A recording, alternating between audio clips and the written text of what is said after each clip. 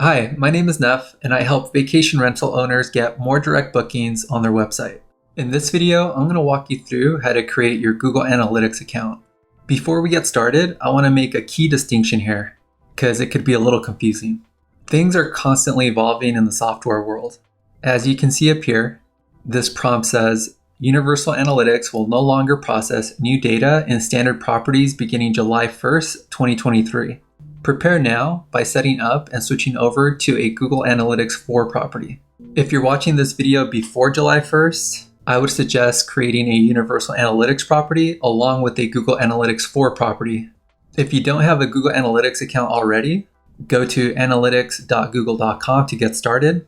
And once you log in, head over to the admin icon here and create a new account. We'll be creating both a Universal Analytics and a Google Analytics 4 property in one go. I'll be using my website, cabinpromos.com, to set this up. Enter your account name. I like to use my company name.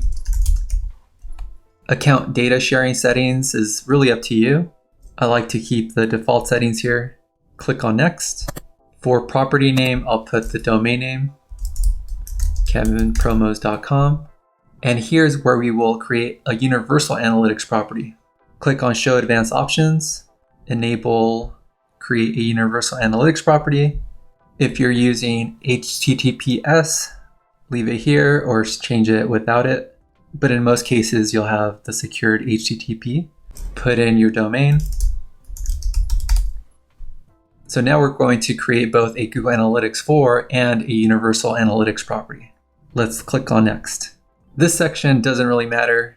It just lets Google know a little bit more about your business. So if you scroll up, you can select an industry. It'll probably be travel. Yep, here it is. Select your business size and however you intend to use Google Analytics. So for us, we're going to try to increase bookings and leads to get bookings. Click on Create. And of course, the last step is to accept Google's terms of service. Read them and accept. Congrats, now you have a Google Analytics 4 property along with a Universal Analytics property that, by the way, is going to discontinue on July 1st, 2023. So make sure you put that on your calendar. The next step is to install both Universal Analytics and Google Analytics 4 with Google Tag Manager. I'll show you how to do that in the next video.